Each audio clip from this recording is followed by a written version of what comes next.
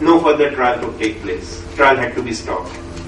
Family members did not come forward. The session judge wanted to give him bail because he thought that for how long I should keep him in jail now after 3-4 years. Initially bail was granted with some surety and security, etc. Nobody came forward. Ultimately he even passed the order without surety. Still nobody, his family members did not come forward. And in this manner he remained in jail for about 17-18 years when public interest litigation, one public spirited advocate filed public PIL in Delhi High Court. When NHRC came to know of this case, NHRC also stepped in. Now the dilemma which was, and over a period of time then orders were passed by the Supreme Court for his proper treatment, etc., and sending him to psychiatric hospitals. But the dilemma which we suffered was this. One was, in such a case, one issue was in such a case whether the trial is to be suspended endlessly. It was not a problem. We could have said that, and which we ultimately did, that trial should quash now because he has already remained in jail for 18 to 20 years and there is no scope after seeing the medical reports that he will not be able to cure fully, and therefore he will not be able to stand trial. But second problem was the treatment which he was given from time to time. So long as he was in jail, he was given the treatment. He was lodged into, and in the AIMS also he got, there are 1 or 2 other hospitals, Wim Hans, etc. he was sent. But what happens to him if we release him? Today there is nobody to take care.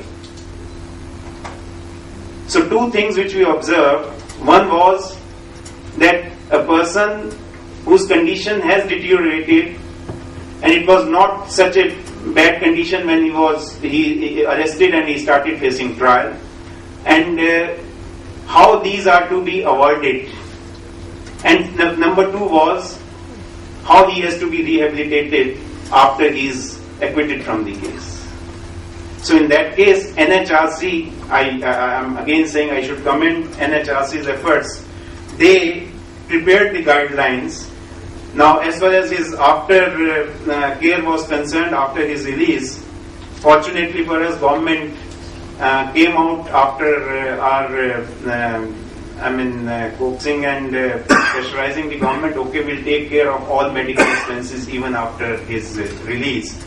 But then, what I'm trying to emphasize is that the guidelines with which the NHRC came out and which were formulated and which we incorporated in the judgment are really, guidelines worth considering, and directions are needed to be given to the judicial officers also, police personnel also, and the persons who are dealing with under trial cases. Now, apart from usual guidelines regarding psychological and psychiatric counseling in the jails and detection of such cases in the beginning, etc., what is most important is that we said that when, and it's only the guidelines I'm reading, that when such a person has been admitted in a hospital, there he should not be condemned or he should not be treated as a prisoner, but should be given the status of a free person. Because only then, in a case like this, he can be away from the sight of police persons.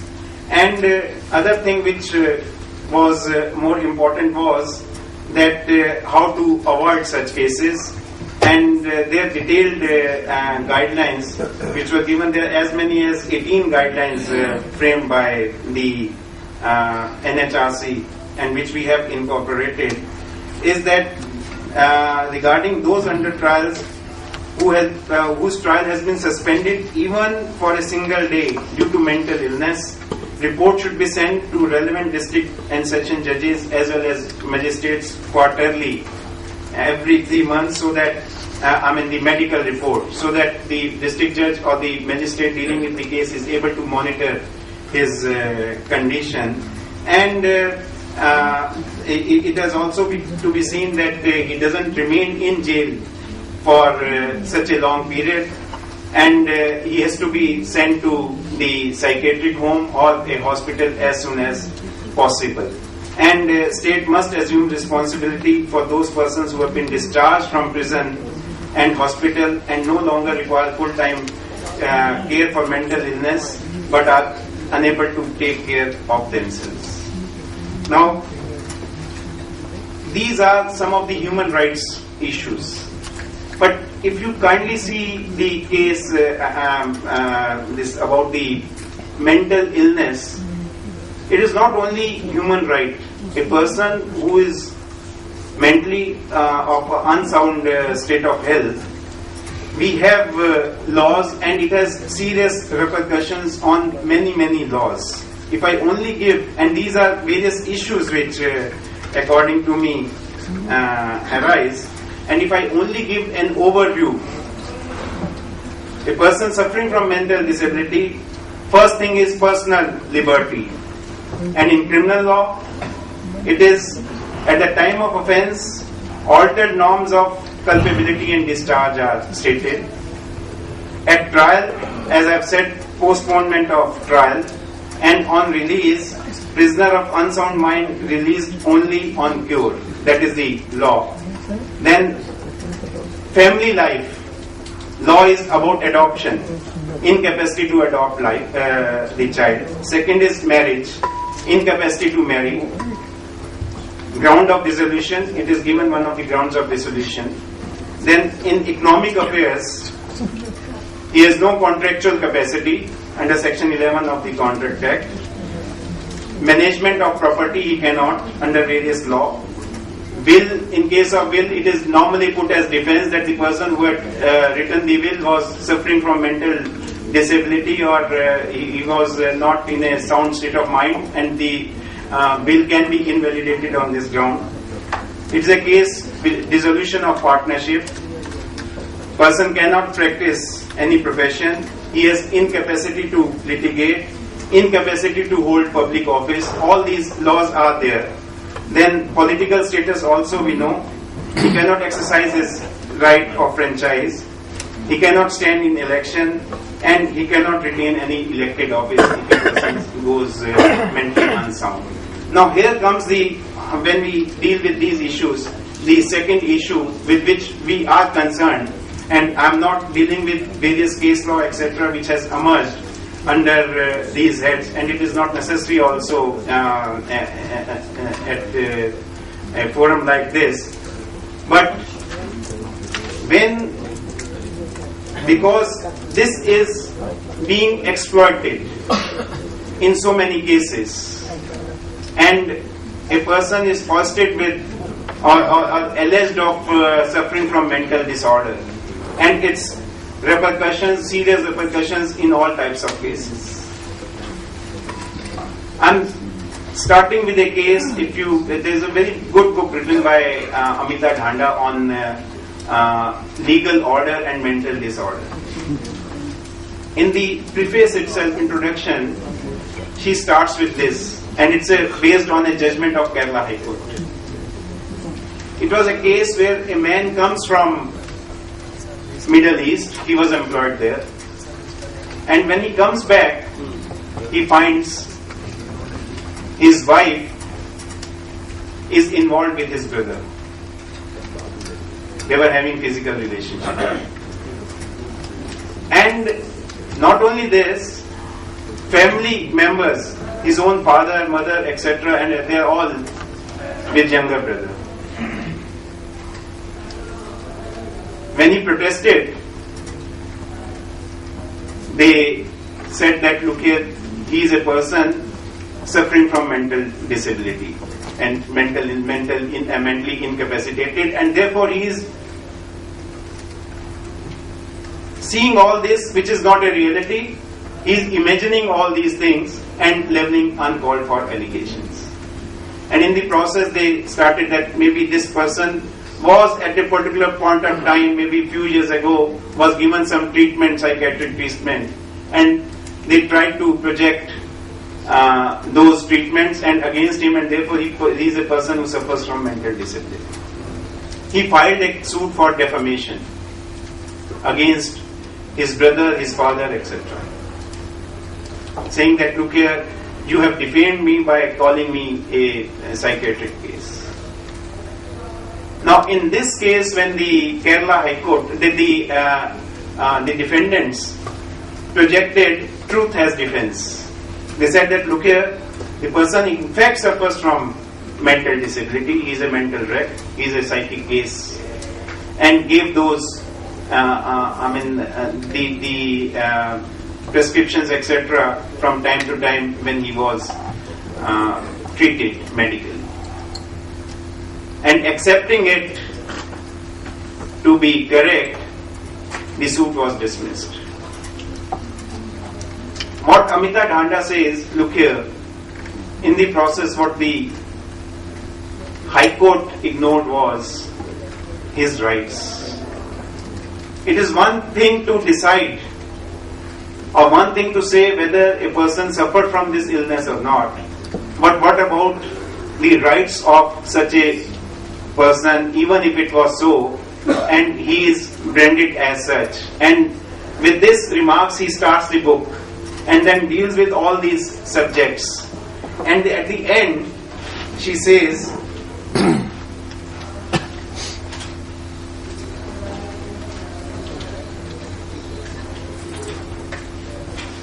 her observations about dealing with these issues. Number one, and that is what, and with that I'll end this. Examination of legislations shows that while an elaborate framework on mental disorder exists, its construction has primarily been actuated by the need to protect society from dysfunctional and dangerous manifestation of mental illness. So we only see the consequence. If a person is suffering from mental illness, he is a person who has to be shunned away, who has to be shied away, and we have not so far discussed, even from legal point of view, legislation point of view, about his rights, what could be his rights, apart from some cases where I said that his treatment, etc., and human right issue where comes, but otherwise the rights of a person under various laws, we have not seen it from that angle, and that is what she says. Therefore, while consequences of mental incapacity on every legal transaction are provided, as I've said, what are the legal different transactions, what are the consequences, the effect of legal management on the life, liberty and civil status of the person with mental illness is left untouched. Now, Charanjit was one example. That the case, of division bench of Delhi High Court, which I mentioned, the case name is Charanjit Singh versus the government of NCP, was one example which I gave it to you. We have seen, okay, a person suffering from mental disability, trial is to be kept in abeyance. But what are the rights of that person who is suffering from mental disability? Neither the legislature has come forward so far, nor the judiciary, except in 2-3 cases which came before the court, Veena Sethi, R.D. Upadhyay and Charanjit Singh. Maybe the NHRC guidelines which are given, if they are carried out by all, it may be a milestone. But till date, the life, liberty and civil status of the person suffering from mental disability, we have not looked the problem from this angle. And she is equally critical of the judiciary in the process. And what I said in the beginning about social context, adjudication, she says that here, most of the cases you will find the perception or the notion of a judge in deciding a particular case, even under these jurisdictions, whether it was a case under Section 11 of the Contract Act, whether it is a case where marriage is to be annulled, whether it is a case of a probate, etc. It was and therefore you will find again it's not a place or there is no time where we can discuss various cases, but the approach of the court, if you will find in different cases, it has mainly largely been influenced by the person's or the judge's perception as to how he has to treat a person suffering from mental disability or illness. And therefore, what is she has at the end, and which I will say, exhorted everybody that there should be a definite policy about the rights of such persons suffering from mental disability. These are the issues which we have to consider, and any such case which comes before us, we don't have to only look it from the angle that we are deciding that particular case, but in the process we have to see what are the rights of such persons suffering from mental disability and how we take care of him also in future, rather than confining ourselves only to the fact situation and the case which is before us. Thank you very much. Justice Legal. Our next session is going to be a session with a difference. We felt that this judicial colloquium cannot be complete without the sharing of experiences by the leading activists working with persons with different kinds of disabilities through the NGOs. The next session is planned exactly for that, and we have a very distinguished panel of speakers here. I call upon, I'm going in the order in which it is mentioned in the schedule, Mr. Arun Rao, Ms. Radhika Alkazi, Mr. Mahendra Rastogi, Dr. Achal Bhagat, and Mr. Pradeep Singh to kindly come on the dais. We will have to begin with in a different order because Mr. Pradeep Singh has to leave now. So we will begin with his presentation.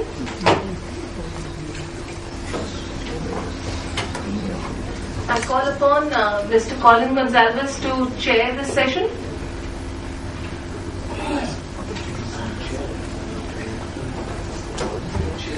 Mr. Pradeep Singh is a member of the governing body of the organization called Action for Ability Development and Inclusion, formerly known as the Spastic Society of Northern India, now popularly called as RD. He has worked for over 2 decades with a Bhilai steel plant, and he will share his experiences and apprehensions about the rights of persons with orthopedic disabilities.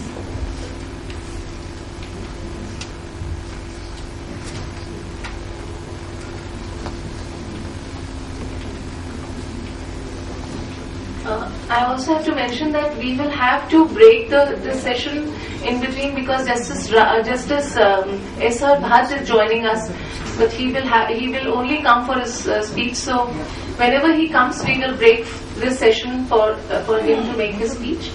But otherwise, you have this panel with you.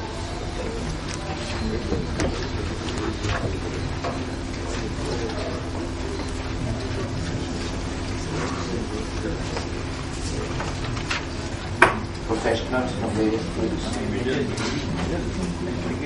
I find that I must begin by asking for anticipatory bail because I am not really a professional rehabilitator. I am not even a professional disabled person. I'm a professional who happens to be disabled, but I don't have very good experience of disability since I found a job relatively easily and had things more or less my way for most of my life. I worked for the Steel Authority of India at the steel plant. I didn't ask for any special favors because my condition for working at all was that I would be treated exactly the same as anyone else. I did not want it to be condescension, and they did all that, they did very well. But there are just 2 or 3 interesting incidents that I had which may be relevant. At least one of them was very interesting, that was to do about my wanting to drive. As you might have noticed, I do have a fairly severe set of disabilities and deformities, But I managed with the help of some friends in the steel plant to put a few adaptations in a Fiat car. And I could drive very well. When I say I could drive very well, this was certified by the RTO man who came to take a test in the area. And again, through connections, I got this guy to come and check me out. He said, "You drive better than most who come. But I'm sorry, I can't make it an official test." I said, "Why?" He said, "Because you're disabled and you don't have a car that's specially designed for the disabled." I said, "Give me a test and make it as difficult as you can." He said, "I just can't give you a test because if I give you a license, I'm in serious trouble." So I wrote to the Chief Secretary in Bhopal, Madhya Pradesh, to say that as long as I pass the test, what difference does it make whether I have any disability or not? And I should at least be tested. Well, they did. The instructions came down and I was tested. But the instructions also said that I could not be given a full license. I would be given a learner's license with the emblem permanently painted on my car. I resented it then, but I saw the sense of it much later. In those days, this was way back in the 70s. In those days, there was no such concept as emblem for disabled driver or something like that, so this could have served as good as a warning. But anyway, suddenly the government came out with a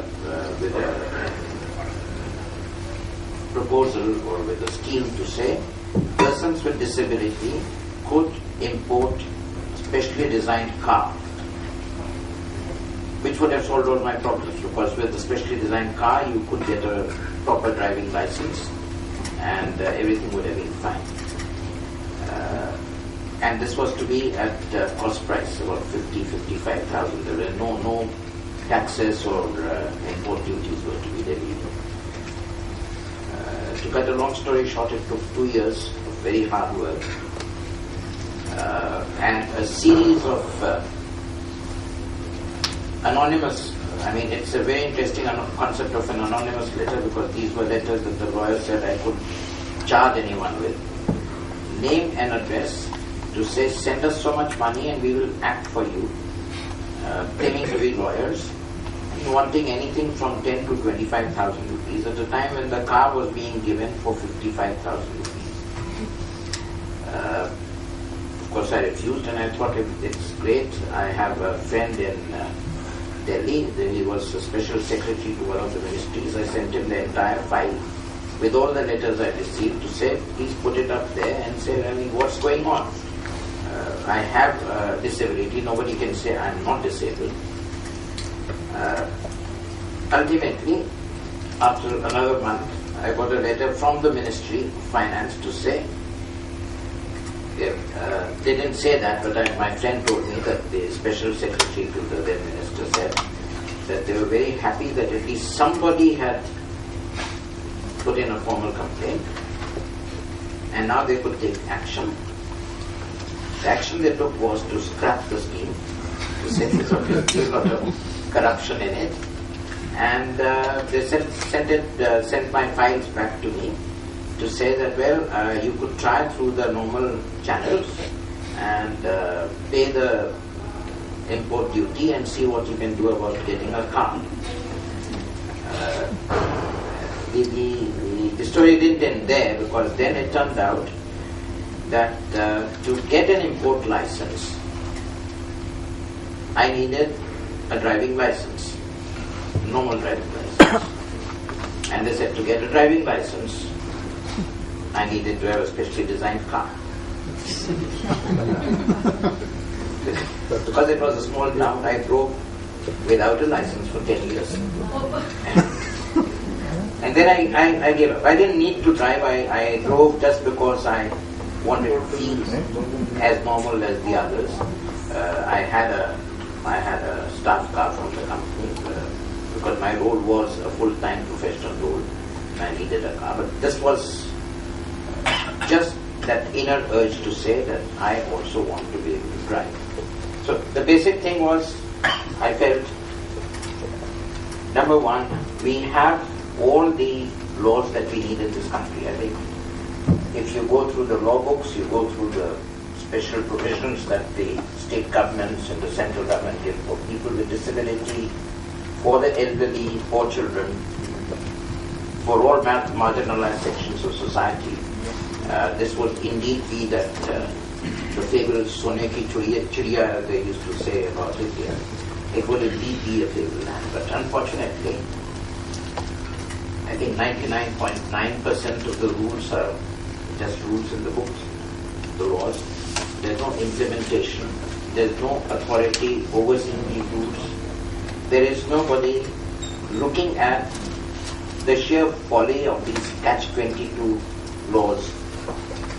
My humble submission before this August gathering will be to attempt a rationalization of the system where we don't go on enacting new laws while continually failing to enforce the existing ones, where we keep on holding out vast promises, but when it comes to the crunch of delivery, you're left holding an empty bag. Thank you very much.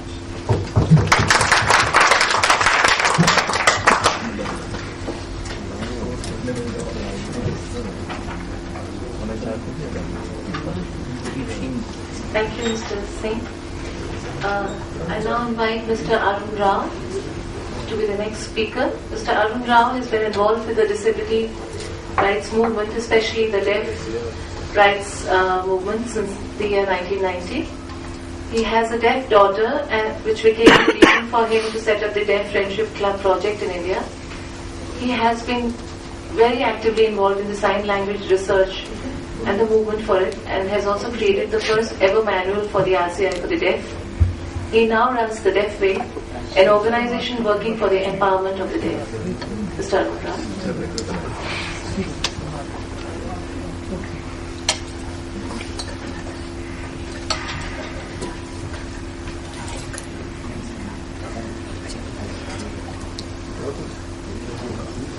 Good afternoon to everybody, distinguished judges, my friend Colin, who has put me in this very tight, I must say, pulpit.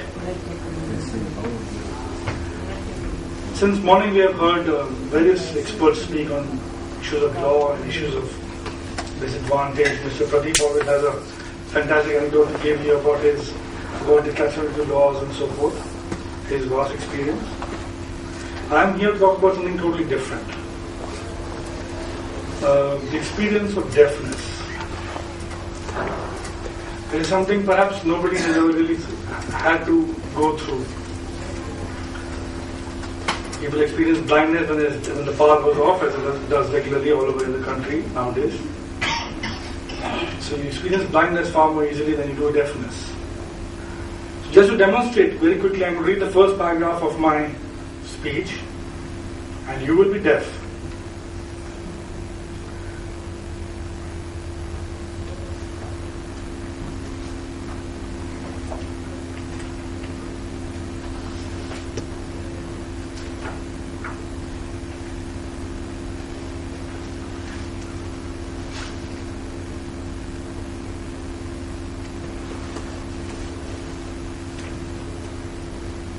Now that, gentlemen, is deafness. We have,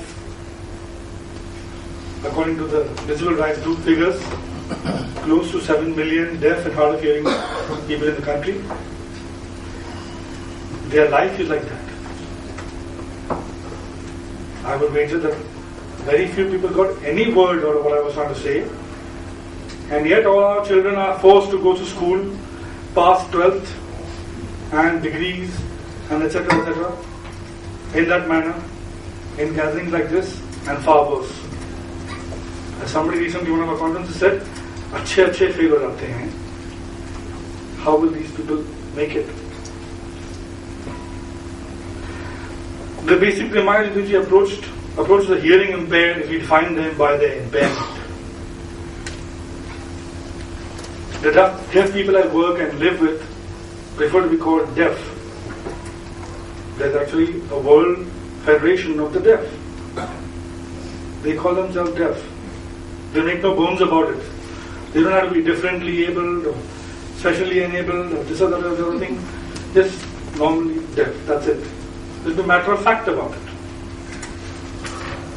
The word impaired conjures up a spectre of incapability. And the word deaf, on the other hand, is an unequivocal factual statement without any embellishment. And I'm sure nobody here who cannot sing would have to be called singing impaired. Or defined as dancing impaired.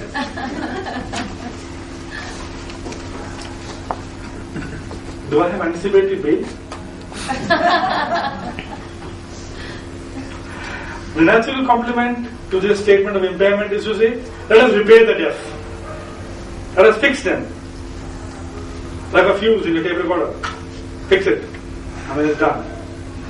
And the entire focus of rehabilitation thus far has been with that angle in mind, that approach in mind, that way of taking things and saying, how can we make this impaired person into a normal person? Normal, given the fact that normalcy being defined by the other population, one who can see, hear, move about, where impediment go about is in a normal manner. You see? Not requiring no additional care from the normal people around them. So therefore normal, I use the word broadly, is supposedly a desirable state of affairs. Whereas in fact it may or may not be, we do not know, but anyway, that's what we try to say it is. So in this process of assimilation, which is the goal of all activity supporting the deaf, a few important considerations are neglected. And on this, I want to shed some light today with this Socio Sunday. I would like to start with my own life. The first time a family realizes it has a deaf child, it is a shock. Understandably, since social programming in our country provides so little content which help us enable us to appreciate the fact that some people are deaf, some people are blind, some people are disabled in various ways. In my case, I only seen a blind person up close. Never met a deaf person. Never met a hearing impaired, mobility impaired person, a wheelchair user. And this point never came up in 17 years of education. Nobody mentioned the word disability to me. Never. So naturally, when my first child was deaf,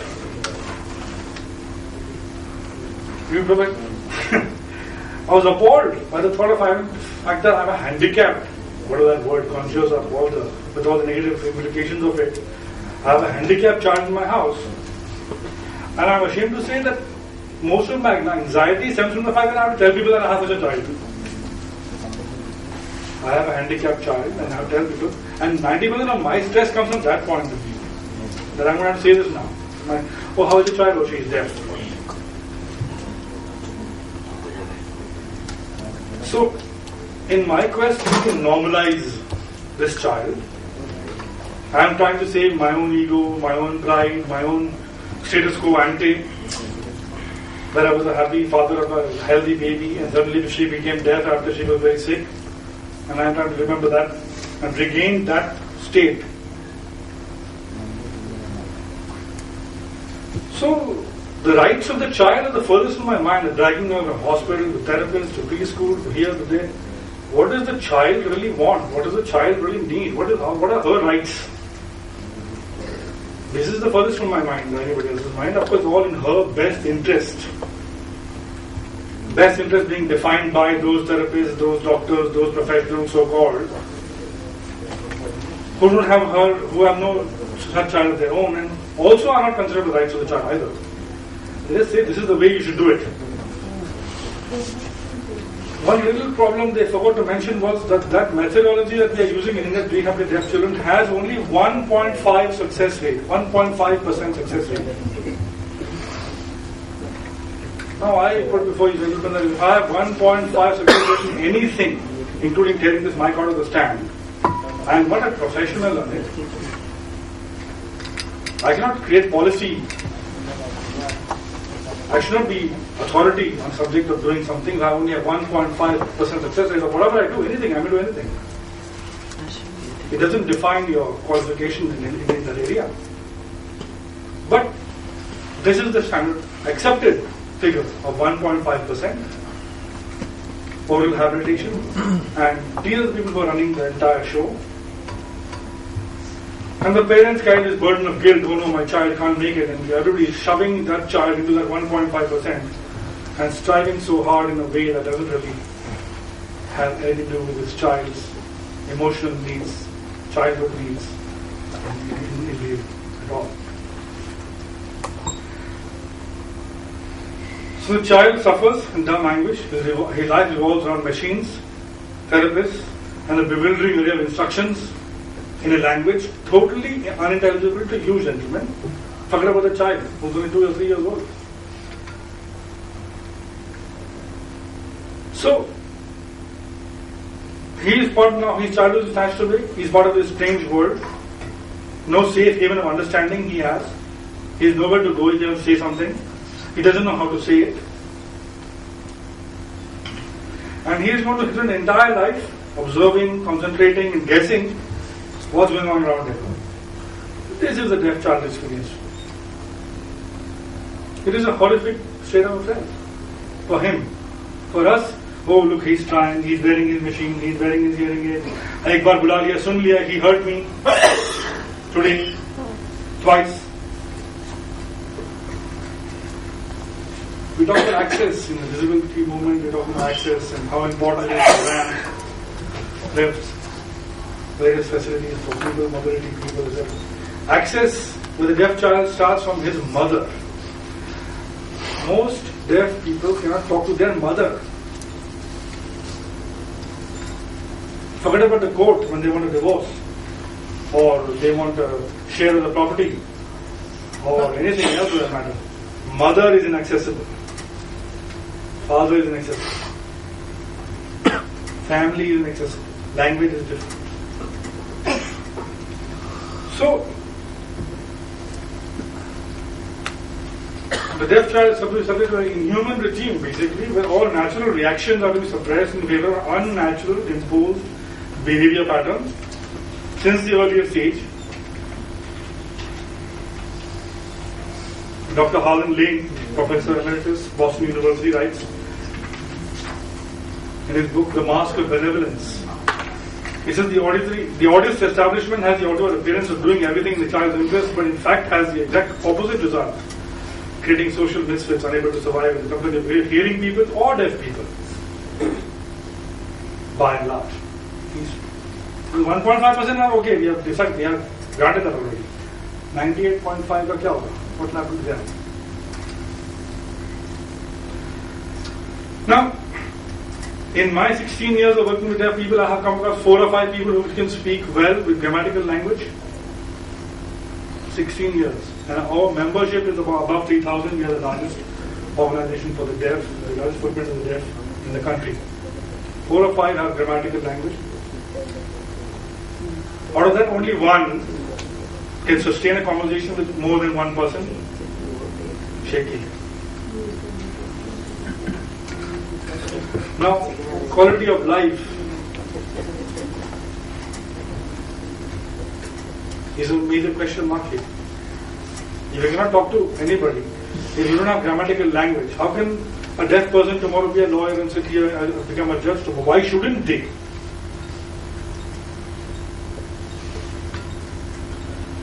In India, virtually no deaf graduates. I did a seminar on education methodology recently, went through 4 states: Rajasthan, Delhi, Haryana, and not Haryana, sorry, Uttarakhand and Punjab.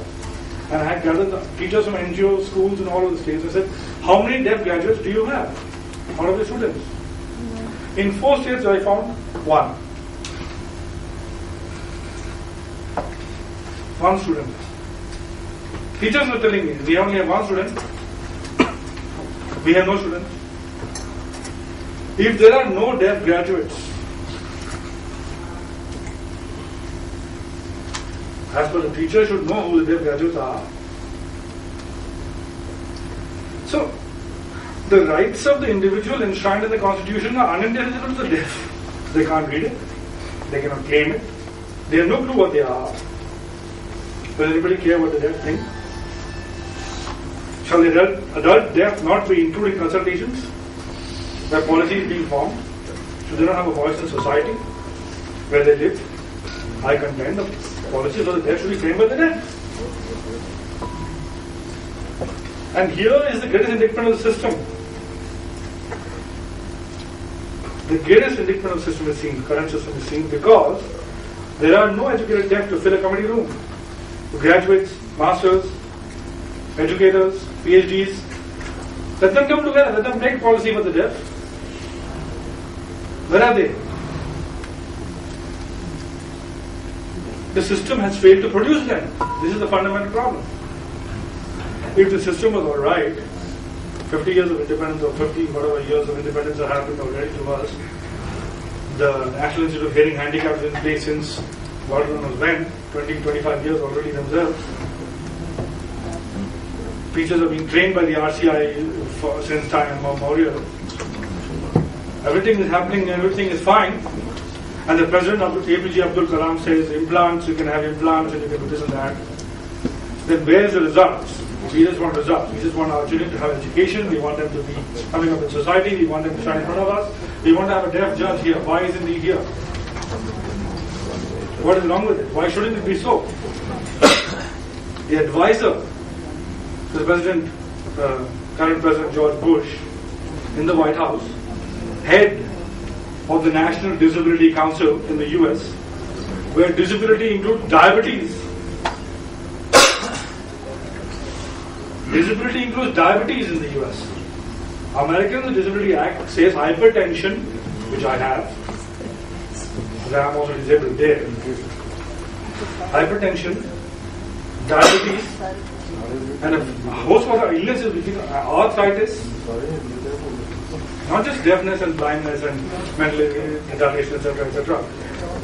In that gamut of people, you can imagine what a kind of a core group you would have, what kind of a people you would, what kind of people you would apply for that post of National Disability Council chief. In that condition, a third generation deaf man represents disability in America. He is deaf. Both his parents are deaf. Both sides, his grandparents are deaf. He was born deaf. His English, I'm ashamed to say, is far better than mine. Both spoken as well as signed, as well as written. He's a tremendous individual. He was in Delhi recently, a few months ago. We were shocked to hear this. Imagine diabetic can be anybody. They have applied and they have picked him. That is the level of qualification we are able to achieve. So when teachers are getting a blank slate, child at 4 years old, okay, do your magic with this child now, he's 4 years old. By the time he's 22 years old, he should have a degree. This is not happening. This is not happening. The methodology is wrong. There's a reason for this. I want to tell you a simple example of 3 families. Hypothetical families, 3 families.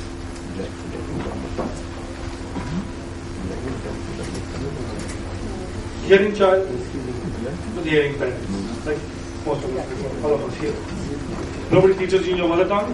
Hindi, Punjabi, Bengali, Danish, German, Bantu, whatever it may be, the home language spoken in the house is heard by the child, absorbed by the child, assimilated by the child, processed by the child, and at 3 or 4 years old, he is able to reproduce that language in a grammatical form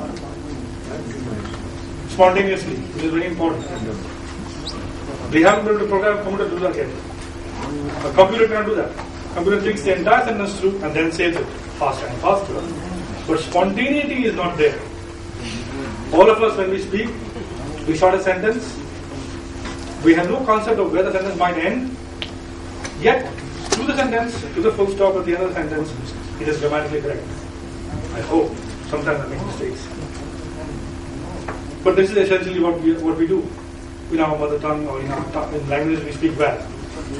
In a language we speak slightly not as well, or we learn in school, for example, maybe French or some other language like that, you would think about the entire sentence in your head first and then deliver. So the first form is called acquisition of language. You acquire that language, usually as a child. Absorbed it, deliver. So that child at 4 years old has about 2,000 word vocabulary, knows who he is, he's a boy or she's a girl. This is my fufa, my bua, my father, my mother, etc., etc. They know their systems around them, what is in place. It's clear. Take another child, the deaf child of deaf parents. Arun, would you mind if I just interrupt you? Please, may I finish? Okay. You know, we thought if I asked you, then maybe you could cover it in your rest of them. Huh? Yes, sure. Okay. So far, you've emphasized quite a bit on the communication and language aspects. Mm-hmm. I could term it as your coming to linguistic rights of the deaf people. Yes. Would you be able to, now in the next part of your presentation, share with us as to what is it which is really hampering the learning and acquisition of language amongst deaf people in India? Why there are no graduates? Why the education is at that level? Why cannot they pursue many careers and pursue education in various disciplines? What is in the core? Could you just throw some light from your experience that may be helpful? Thank you. Another next point. That's what I'm trying to say right now. It's just the homogeneity of the family. Parents are hearing, child is hearing, it's a homogeneous group. Development is normal. When I have a deaf child of deaf parents, the deaf parents use sign language among themselves. The child watches the parents. They say deaf babies at 9 months begin to babble like this, watching the parents. At 2 years, he is communicating with his parents fluently. They know what he wants, what he does not want. At 4 years, he also has roughly 1,500 to 2,000 words vocabulary. Concepts are clear. Fufaji, buaji, everybody is clear. Who is who in the family? Or who am I? What is this place? What is that place? Everything is known to him. So, equally, he is in a homogeneous group. And he has a language. Whether it be any language. The hearing child has any whatever language. The deaf child has sign language. He's got it. Now what happens, 90% of deaf children are born to hearing parents. Like my child was born to me, I'm a hearing person. So, that deaf child is surrounded by hearing people, has no way of talking to them, expressing himself, saying what he wants. At 2 years old, the child drives you mad. Why? Because he wants this, that, the other, and you don't know what he wants. I'll tell you a simple example. My daughter went somewhere and she had ruh afza in somebody else's house. She came back home next day and she was shouting with a glass and running around. And we tore her house down looking for what she wanted now. Then somebody said, hey, maybe you drank something outside. Then we remembered ruh afza. We had to send somebody to the shop, buy the ruh afza, bring it back. Then it was turned out it was ruh afza. Thank God it was the previous day we remembered it. If it would have been 2 weeks before and she wanted to observe, then we would still be perhaps looking. So, the child's need to communicate grows apace. His skill to communicate is not there at all. No, I don't want to discuss, I'm not a psychologist, I do not know what effect that has on the brain, but I'm sure it does have a lot of effect. Because the children are frustrated. They want to say what they want to say and they cannot say it. Why? Because they have this machine on. They are not allowed to use their hands. Parents have been told by therapists, never move your hands in front of this child. Don't always say blah, blah, blah, blah to them, talk to them like this. The child cannot hear you. She has no concept of what you're trying to say. He has no understanding of what each of these things is. He has to guess. And you cannot teach a 2-year-old or 3-year-old child lip reading. Lip reading was done with spies in the Second World War. Durbin Lavak, they used to watch, all of the spies were discussing over there and they were trained lip readers in the CIA. It's a very highly technical skill to lip read. And we are expecting 2-year-old children to lip read. And that's how they're going to get all the input they are ever going to get. Now that is too much. And I don't mind, do it. Let me see the results of it. Where's the results of it? Since we have espoused this system of education and this system of development, this system of rehabilitation for the past 55 years, there should be considerable results. When there are no results, we want to say, let's evaluate it. Nobody's ready to evaluate it at this point. Nobody is willing to say, yes, maybe we are not doing the right thing. Maybe we should do something else. Maybe there are other ways of doing this. Maybe we should handle it differently. Maybe we should have sign language in preschools as an addition to spoken language. So child communicating is resolved and his natural need and actually important technical skill of speaking will be developed. Because after all, my lords, you have no sign language. Even though I have left the little leaflet on your table. So the general public doesn't know sign language. They have to speak. At some stage, they will have to understand. They will have to go on a bus and say, I want to go here and there. So they will have to say something. But we cannot be precluded that they will only speak in no other way of education will be happening. Why? Why should it be so? There is no logical reason for this at all. But it is enforced. The unfortunate thing about the Universal Declaration of Human Rights in 1948 was the para on education, 26th para, does not refer to language. Doesn't refer to language.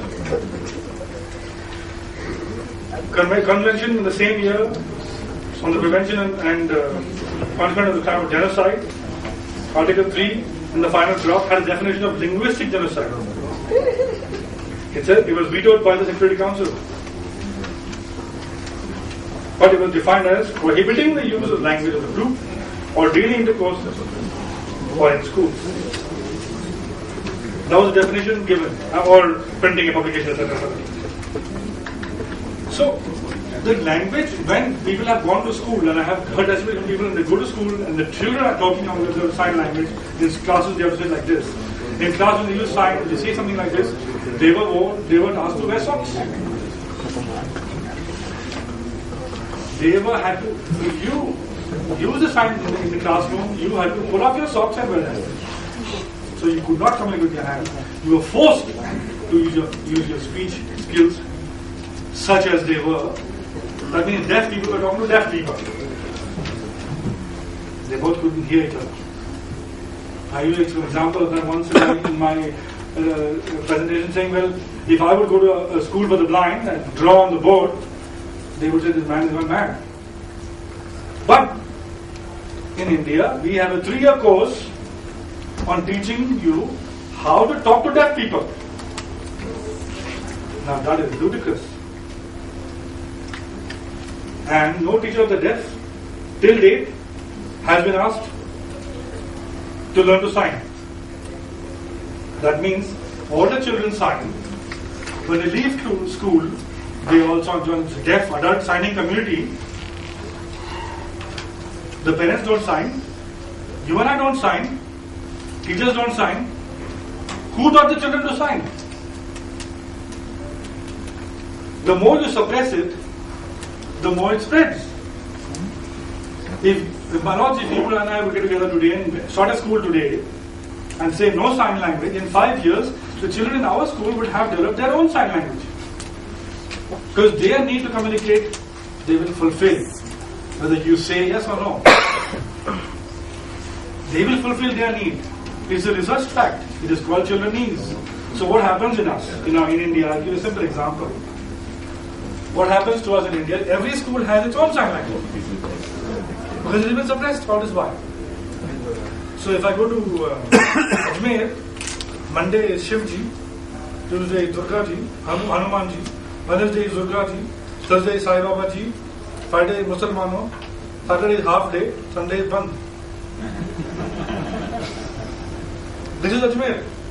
In Delhi, since we are a little bit more educated, these are Monday, Tuesday, Wednesday, which is MTW. Thursday, I don't know why. Friday is F. Saturday again half day. Sunday again Bandh. Certain commonality is there. If you go to Chennai, Monday is like this. Because the hostelers used to peel potatoes on Monday. On Tuesday it used to happen sometimes. On Wednesday was horse riding. On Thursday was hair cutting. On Friday was the Muslim prayer day. On Saturday there was oil in the head. On Sunday you have to walk around like this because the convent school, you can't make noise on Sunday. No, we cannot have this kind of thing going on. Every school has its own Monday, Tuesday, Wednesday. So this is the argument against sign language in India, saying, how can we have a sign language? Everybody has a different language. If you don't disseminate a language, of course different languages are going to be developing themselves all over the place, sure. Disseminate one format of language. Teach the teacher. And the teacher start a creative class and say, this is the sign language, this is apple, this is ball, this is bandar, and go from there. Then everybody learns the same language. You cannot change the people who are already in those language now existing. You cannot change it, but you can definitely set up a norm. Now each person is blaming the other person for this sign language issue. And the reason I spent so much time on sign language was the core issue, as Anuradha was saying. The core issue is sign language. When I, as a deaf person, go to a doctor and I want confidentiality, I need an interpreter who understands what I want to say to him. I don't have an interpreter. I don't have a sign language recognized as a language. I don't have an interpreter as a post in the government. If I go to the police, I want to complain about my neighbor. He's moving his wall 2 feet, 20 feet over my thing. Today morning I met a girl who works in the BPO, as in the paper today, Times of India. She says, I have a peeping Tom peeping in my window. I live alone. This guy is over here, this guy is over there. Yesterday this cab driver was giving me a call at 6 o'clock in the morning. I didn't open the door to him. I saw him from the window. He's speaking here, speaking there. Who is she supposed to go to? She knows me, she came to me, she can talk to me, I can explain to her, fine. What about XYZ people who don't have access to Arun Rao or anybody else? Why isn't it part of the format in India? We cater to these people as well. Why not, if I have to petition myself in Telugu, I have a Telugu court who will listen to me in Telugu or in Kannada, which is my mother tongue, or Marathi or whatever other language. There are so many languages. This language has no status at all, zero. And yet 7 million people use it. And it is a critical issue. So the strength of the deaf, which is like they stand up straight, they look fine, they are all able to dress properly and they move over anywhere, which is their weakness because they are mentally they are not able to communicate with anybody else.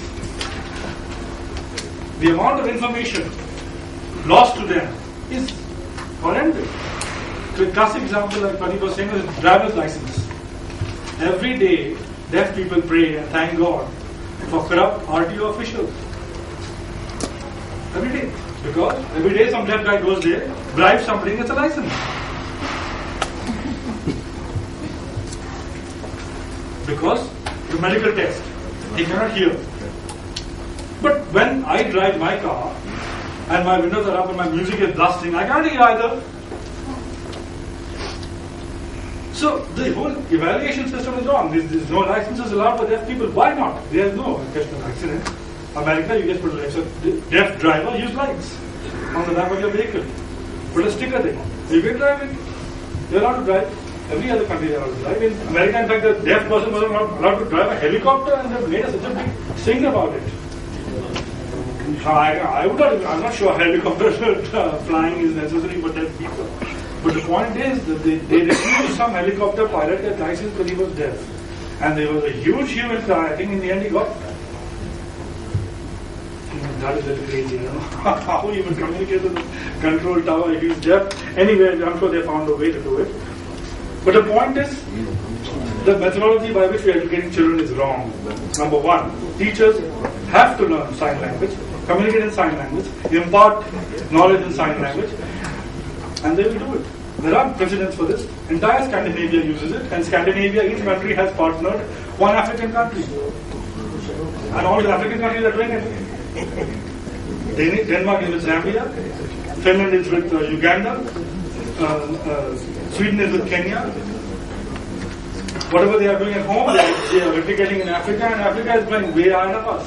Uganda, they have I think 4 or 5 national languages, one of them is sign language. In the schedule of the constitution, or whatever the schedule of languages. So the first thing we need is interpreters. Sign language should be regularized, enforced in education. Then we'll have interpreters. From there, all things accrue automatically. Once you have a language, you have a facilities to distribute the language. We have interpreters in court, interpreters in railway station, interpreters in the government hospitals, government district courts.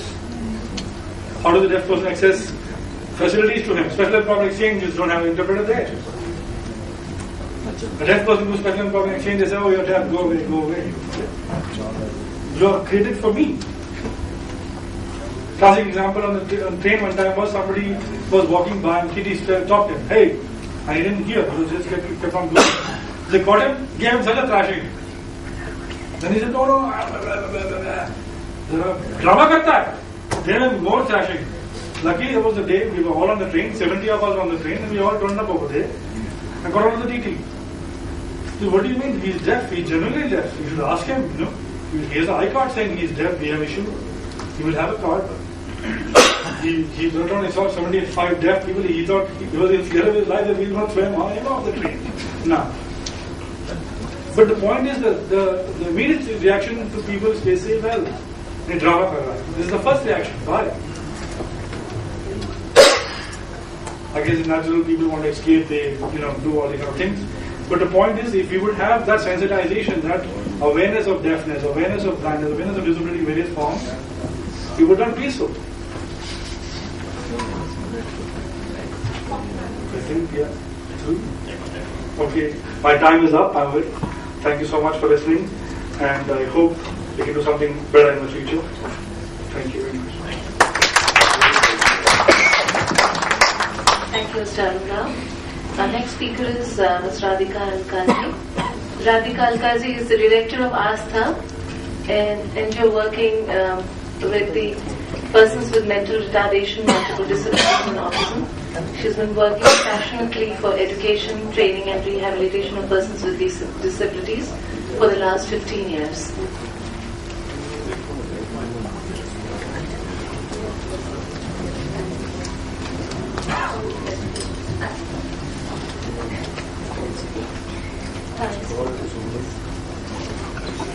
Good afternoon. It is indeed an honor for me to be able to speak in front of you today, and I hope to share some thoughts and experiences with people who have mental disability, intellectual disability, what we commonly refer to as mental retardation and multiple disability. I'd just like to start by saying that a lot is changing. I think many speakers